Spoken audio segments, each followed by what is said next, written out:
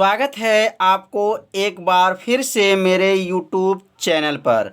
तो आज हम लोग पढ़ेंगे प्रतिरोधों का संयोजन। तो प्रतिरोधों का संयोजन कितने विधियों द्वारा होता है? तो प्रतिरोधों का संयोजन दो प्रकार का होता है। पहला जो है श्रेणी क्रम और दूसरा जो है समांतर क्रम। तो श्रेणी क्रम में तुल्य प्रतिरोध का सूत्र का निगमन कल के वीडियो में बताया जा चुका है। आज के वीडियो में समांतर क्रम में तुल्य प्रतिरोध का सूत्र का निगमन किया जाएगा। यदि आप श्रेणी क्रम का तुल्य प्रतिरोध नहीं देखे होंगे तो प्लेलिस्ट में वीडियो है, वहां से जाकर के इस वीडियो को देख सकते हैं। तो समांतर क्रम में तुल्य प्रतिरोध का सूत्र का निगमन कैसे होगा? तो आप सभी विद्यार्थी एक एक लाइन अच्छे से समझिएगा। जहां नहीं समझ में आएगा वहां तुरंत आप सभी विद्यार्थी कमेंट जरूर कीजिएगा। तो समांतर क्रम में तुल्य प्रतिरोध का सूत्र का निगमन। तो समांतर क्रम क्या होता है? तो यहाँ पहले चित्र के बारे में समझेंगे और उसके बाद से उसके सूत्र का निगमन के बारे में अध्ययन करेंगे। तो यह जो बना हुआ है प्रतिरोध है, इस प्रतिरोध का नाम है R1 है, यह R2 है और यह R3 है। तो तीन प्रतिरोध जो है किस क्रम में जुड़े हैं? समांतर क्रम में जुड़े हैं। अब समांतर क्रम किसे कहते हैं? तो प्रत्येक प्रतिरोध का पहला सिरा जो है, पहला सिरा एक बिंदु पे और दूसरा सिरा जो है दूसरे बिंदु से जुड़ा हो, तो इस प्रकार के क्रम को क्या कहते हैं? समांतर क्रम कहते हैं। तो समांतर क्रम की परिभाषा एक बार और समझेंगे। प्रत्येक प्रतिरोध का पहला सिरा एक बिंदु पे और दूसरा सिरा जो है दूसरे बिंदु पे जुड़ा होता है, तो इस प्रकार के क्रम को समांतर क्रम कहते हैं। समांतर क्रम में याद रखेंगे विभवांतर जो होता है समान होता है और श्रेणी क्रम में जो है धारा समान था। कल के वीडियो में बताया गया था कि श्रेणी क्रम में धारा जो है I का मान जो है समान होता है। इसमें जो है धारा जो है अलग अलग होता है। जैसे इसमें I1 है तो इसमें क्या है? I2 है। इसमें क्या है? तो I3 है। इसमें विभवांतर क्या है? तो इसमें विभवांतर जो है ना, विभवांतर भी है। मतलब तीनों में विभवांतर मतलब क्या है? समान होता है।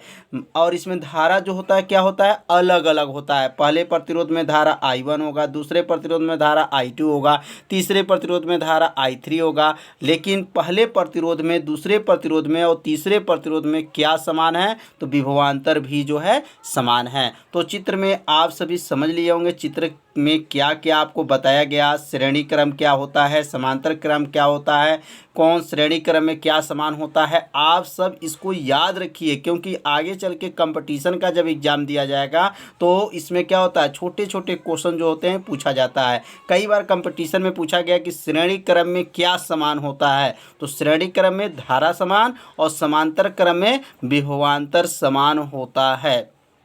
अब यहाँ लिखेंगे कि माना तीन प्रतिरोध है और किस क्रम में जुड़े हुए हैं? तो समांतर क्रम में जुड़े हुए हैं। तो यहाँ लिखेंगे माना तीन प्रतिरोध। माना तीन प्रतिरोध।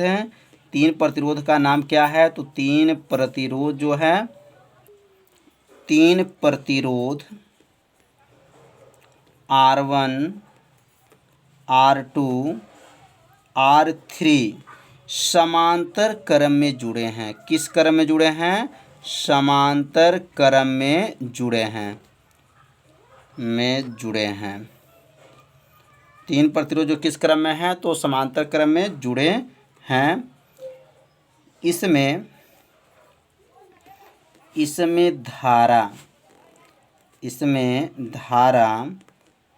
I1 I2 I3 तथा विभवांतर भी समान है। विभवांतर भी क्या है? समान है।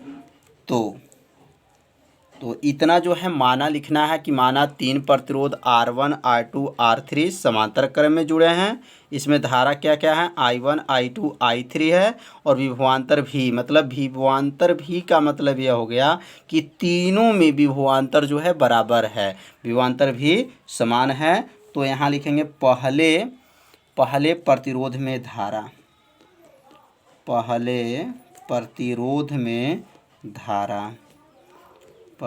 प्रतिरोध में धारा और उसके बाद लिखेंगे यहाँ पर दूसरे प्रतिरोध में धारा। पहले प्रतिरोध में धारा, दूसरे प्रतिरोध में धारा, प्रतिरोध में धारा। तो पहले प्रतिरोध में धारा किससे प्रदर्शित करेंगे? तो धारा को I से प्रदर्शित करेंगे। तो पहले प्रतिरोध है तो इसमें क्या लिखेंगे? I1 बराबर होगा V/R1 हो जाएगा, क्योंकि I का सूत्र होता है ओम के नियम से V बटा क्या होता है? R होता है। तो यह पहले है तो इसलिए 1 लिख लेंगे और यह R1 लिख लेंगे। अगर दूसरे प्रतिरोध में धारा देखेंगे तो क्या लिखेंगे? I2 बराबर क्या हो जाएगा? V बटा क्या बनेगा? R2 हो जाएगा। तो यह I1 बराबर V बटा R1 हो गया, I2 बराबर V बटा R2 हो गया। अब हम यहाँ लिखेंगे तीसरे प्रतिरोध में धारा, तीसरे प्रतिरोध में धारा। तो तीसरे प्रतिरोध में धारा किससे प्रदर्शित करेंगे? तो तीसरे प्रतिरोध में धारा को I3 से प्रदर्शित करेंगे। तो यह I1 I2 यह हो जाएगा I3 बराबर होगा V/R3 हो जाएगा। तो समझ में आ गया होगा कि पहले प्रतिरोध में धारा, दूसरे प्रतिरोध में धारा और तीसरे प्रतिरोध में धारा। तो अब यहाँ लिखेंगे कुल धारा। तो कुल धारा को किससे प्रदर्शित करेंगे? तो कुल धारा को I से प्रदर्शित करेंगे। तो I बराबर हो जाएगा I1 plus I2 plus I3। I बराबर क्या होगा? I1 plus I2 plus I3 हो जाएगा। अब यहाँ I1 का मान, I2 का मान और I3 का मान यहाँ जो ऊपर निकला हुआ है, यह मान को यहाँ पे क्या करेंगे? रख लेंगे। तो अगला बनेगा यहाँ पर I बराबर हो जाएगा, I1 के जगह पे क्या लिखेंगे? तो I1 के जगह पे लिखेंगे V/R1 plus V/R2 plus V/R3। अब I को हटा देंगे, उसके स्थान पे क्या लिखेंगे? तो I के स्थान पे लिखेंगे V/R। किसके नियम से है? तो ओम के नियम से है। और यहाँ लिख लेंगे चूँकि I बराबर होता है V/R, मतलब विभवांतर बटा प्रतिरोध होता है। अब इन तीनों में से कॉमन क्या ले सकते हैं? तीनों में से V कॉमन हो जाएगा तो क्या बचेगा? 1/R1 प्लस हो जाएगा 1/R2 प्लस हो जाएगा 1/R3। तो अब इसमें से जो है भी जब कॉमन ले लिए तो 1/R1 plus 1/R2 plus 1/R3 हो जाएगा। अब ये भी से भी को क्या करेंगे? काट देंगे। भी से भी को काट देंगे तो भी जब कट जाएगा तो क्या बचेगा? 1/R बराबर होगा 1/R1 plus 1/R2 plus 1/R3। तो यह जो सूत्र आ गया, यह किसका सूत्र है? तो समांतर क्रम में तुल्य प्रतिरोध का यह सूत्र है। तो यह सूत्र का निगमन आप सभी विद्यार्थी समझ लिए होंगे। तो यह सूत्र आप सभी विद्यार्थी अपने कॉपी में नोट कर लीजिए और इसे 2 बार ध्यान से देखिए। आपको निश्चित है आपका सूत्र का निगमन अच्छे से समझ में आ जाएगा। तो अब ये समांतर क्रम में जो तुल्य प्रतिरोध का जो निगमन हुआ है तो इसका हिंदी क्या बनेगा? तो समांतर क्रम में तुल्य प्रतिरोधों का तुल्य प्रतिरोध उसके अलग अलग प्रतिरोधों के व्युत्क्रमों के योग के क्या होता है? बराबर होता है। तो यहाँ नीचे लिख लेंगे, अब यहाँ नोट कर लेंगे। अतः समांतर क्रम में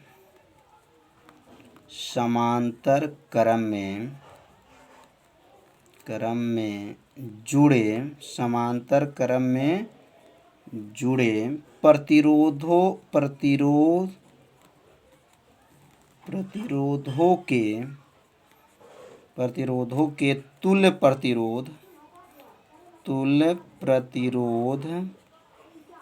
तुल्य प्रतिरोध का व्युत्क्रम क्यों कहा जा रहा है? क्योंकि बटा में है इसलिए व्युत्क्रम उन प्रतिरोधों के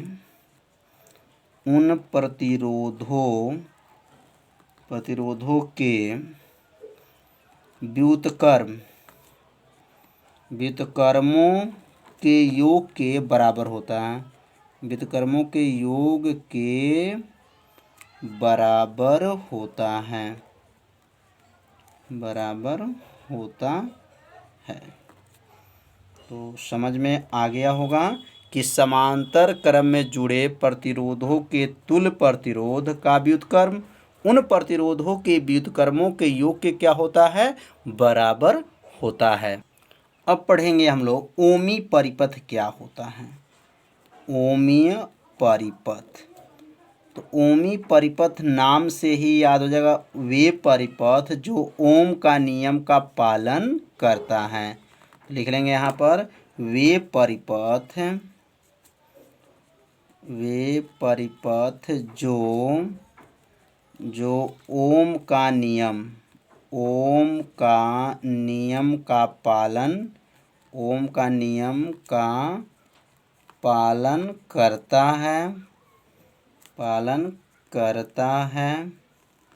पालन करता है ओमी परिपथ कहलाता है। ओमीय परिपथ कहलाता है।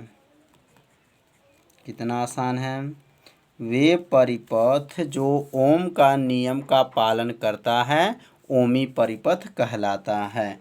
तो अब ओमी परिपथ में जैसे क्या होगा, जैसे वैद्युत बल्ब है, वैद्युत जो बल्ब होता है वह जो ओम का नियम लागू होता है। स्त्री मतलब जो है प्रेस को स्त्री कहा जाता है, स्त्री है। घरों में वायरिंग है, घरों में वायरिंग ये किसका नियम पे लागू होता है, घरों में वायरिंग ये सब ओम का नियम लागू होता है। तो वैद्युत बल्ब, स्त्री, घरों में वायरिंग, तो ओमी परिपथ तो समझ में आपको आ गया होगा कि वे परिपथ जो ओम का नियम का पालन करता है ओमी परिपथ कहलाता है। अब हम लोग समझेंगे अनओमी परिपथ क्या है।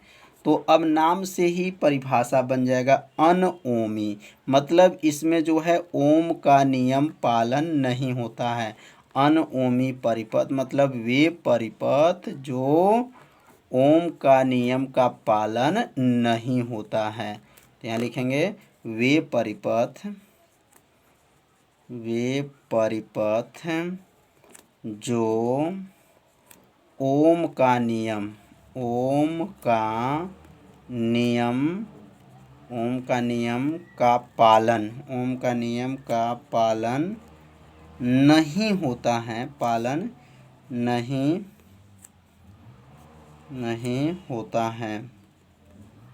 नहीं होता है, उसे अनओमी परिपथ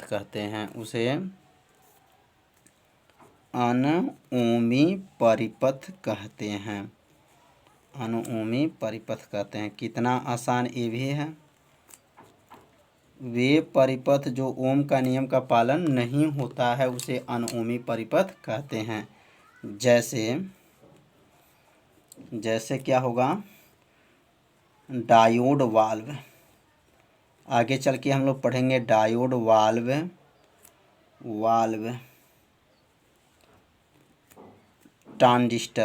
ट्रांजिस्टर, इसमें जो है ओम का नियम का पालन नहीं होता है। तो वे परिपथ जो ओम के नियम का पालन नहीं होता है उसे अनओमी परिपथ कहा जाता है।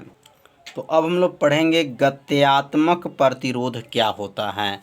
गत्यात्मक प्रतिरोध का परिभाषा क्या है। तो गत्यात्मक प्रतिरोध का अगर आपको सूत्र याद है तो परिभाषा भी आपको याद हो जाएगा, बस थोड़ा सा आपको ध्यान देना है।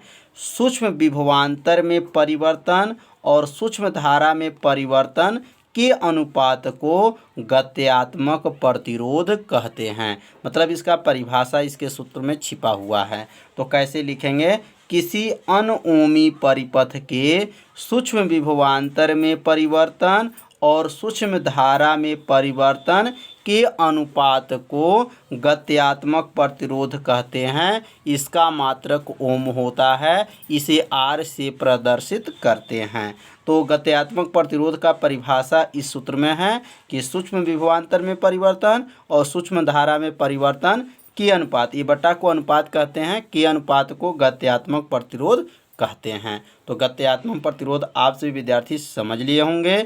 इसे अपने कॉपी में नोट कर लीजिए, 2 बार पढ़ लीजिए, आपको परिभाषा याद हो जाएगा। तो आज का पढ़ाई कैसा था आप सभी विद्यार्थी जरूर कमेंट कीजिएगा, वीडियो को लाइक कीजिएगा। यदि चैनल पर आप पहली बार आए होंगे तो मेरे चैनल को सब्सक्राइब और बेल आइकन घंटी को ऑप्शन को ओके कर लीजिएगा, जिससे कोई भी वीडियो अपलोड किया जाए तो उसका मैसेज जो है आपके पास तुरंत पहुंच जाए। तो आज का पढ़ाई जो है इतना ही। कल मिलते हैं शाम को 6 बजे। तब तक के लिए सभी विद्यार्थियों को नमस्कार।